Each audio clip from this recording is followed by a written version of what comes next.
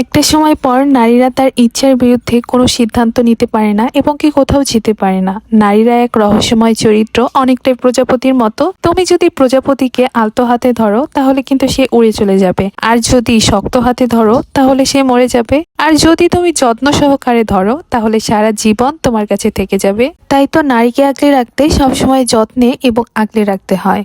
যাই হোক, আমি প্রায় 8 বছর পর আমার খালার বাড়িতে বেড়াতে এসেছি, তাই এই স্মৃতিগুলো আপনাদের সাথে ক্যাপচার করার জন্যই এই ভিডিওটা শেয়ার করা। আমার বিয়েরও অনেক বছর আগে একবার এই গ্রামে এসেছিলাম বেড়ানোর জন্য, কিন্তু তখন ওই সময়টা আমি খুবই ছোট ছিলাম। এরপরে আর আসবো আসবো করে পড়ালেখার ব্যস্ততায় আর বাসা থেকে বেরিয়ে হওয়া হয়নি। ব্যস্ততা দেখাতে দেখাতে এই সময়টা যে এত লম্বা হয়ে যাবে সেটা কখনো ভাবতে পারিনি। দেখতে দেখতে প্রায় 7.5 বছর পর আসলাম আমার খালার বাড়িতে বেড়াতে। সেই যে ছোট্টবেলায় এসেছিলাম আর দেখতে দেখতে আমি কত বড় হয়ে গেছি, আর এখন আবারও আসা। সবসময় তো মায়ের হাতে ঝরঝরে খিচুড়ি খাওয়ার জন্য পাগল হয়ে থাকি, আর খালার বাড়িতে যেয়ে খালার হাতের খিচুড়ি খেলাম অনেক বছর পর। শুধু নাস্তা করতে দেরি, তারপর তো আমরা পুরো ভাই বোনের গ্যাং মিলে বেরিয়ে পড়েছিলাম গ্রামটাকে এক্সপ্লোর করতে। মানে এত বছর পর সবাই একসাথে হয়েছি, সবাই মিলে ঘুরতে বেরিয়েছিলাম আর কি। এটা হচ্ছে চন্দ্রখোলা বাজার হয়ে আমরা ব্রিজ দিয়ে মানে পুরো গ্রাম ঘুরছিলাম, যে এই গ্রামটা দেখতে কেমন। অনেক বছর আগে এসেছিলাম তো তাই ভাবলাম যে পুরো গ্রামটা ঘুরে ঘুরে দেখি। একটু এগোতেই দেখলাম শিউলি ফুলের গাছ, আর এখানে তো হাজারো শিউলি ফুল পড়েছিল। আমি আবার ফুল প্রেমী মানুষ, আমার কাছে ফুল অনেক ভালো লাগে, তবে গাছের ফুল গাছেই সুন্দর। ওই গাছের নিচে দু একটা যে ফুলগুলো থাকে ওগুলো দিয়েই ছবি তুলতে, ভিডিও করতে, হাতে রাখতে অনেক বেশি পছন্দ করি।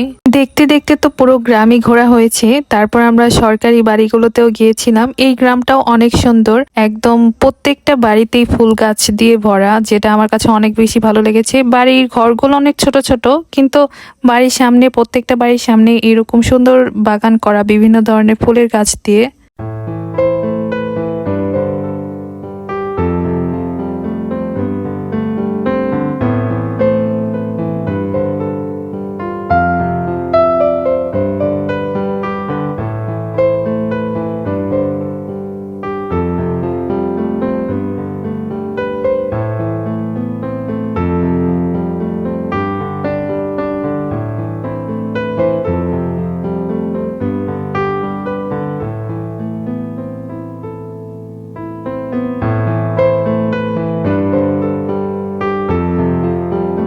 ঘুরতে ঘুরতে আমরা গ্রামের অনেকটাই ঘুরে ফেলেছি। তারপর দেখা যায় যে বাড়ি যাওয়ার রাস্তাটা অনেক লং হয়ে যায়। তারপর আসলে শর্টকাট খুঁজছিলাম কিন্তু পাচ্ছিলাম না। যাওয়ার পথে আবার দেখলাম যে অনেক বড় একটা ড্রাগন ফলের বাগান। এখানে শুধু ফল বা ফুলের বাগান না, এখানে অনেক অনেক সবজি চাষ করে এই গ্রামে। এই যে চক দেখা যাচ্ছে, পুরোটা চক শুধু সবজিরই বাগান, বিভিন্ন ধরনের সবজি। তবে পুরো চক আসলে ঘোরার মতো সাহস ছিল না। সকালবেলা বেরিয়ে পড়েছিলাম, প্রচুর পরিমাণে রোদ ছিল।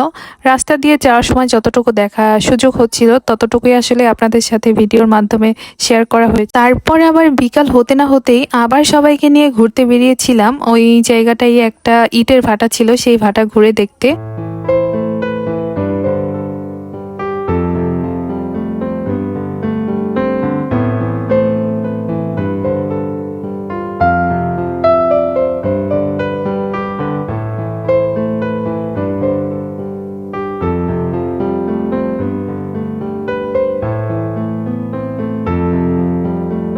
রাস্তা দিয়ে ঘুরে আসতে আসতে একদম বাসার সামনে দেখি ফুচকাওয়ালা বসে আছে, আর এই ফুলগুলো রাস্তা দিয়ে ঘুরে আসতে আসতে যেসব বাড়ির সামনে দিয়ে ফুল গাছ ছিল আমরা ছিঁড়ে নিয়ে এসেছিলাম।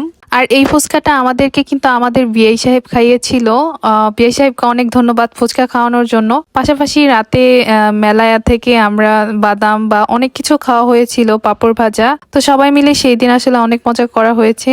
আর অনেক দিন পর, মানে অনেক বছর পর সব ভাই বোনরা একসাথে হয়েছি, এই জন্য একটু বেশি আনন্দ হয়েছে। সবাই অনেক গল্প করা, আড্ডা দেয়া। যাই হোক, সব মিলিয়ে এত বছর পর সবার সাথে একসাথে হতে পেরে আমারও অনেক ভালো লেগেছে, বা সবারই ভালো লেগেছে। তো যাই হোক, আপনাদের কাছে আমার আজকের ভিডিওটি কেমন লাগলো অবশ্যই কমেন্ট করে জানাবেন। দেখা হবে আবারও নেক্সট ভিডিওতে। সে পর্যন্ত সবাই ভালো থাকবেন। আল্লাহ হাফেজ।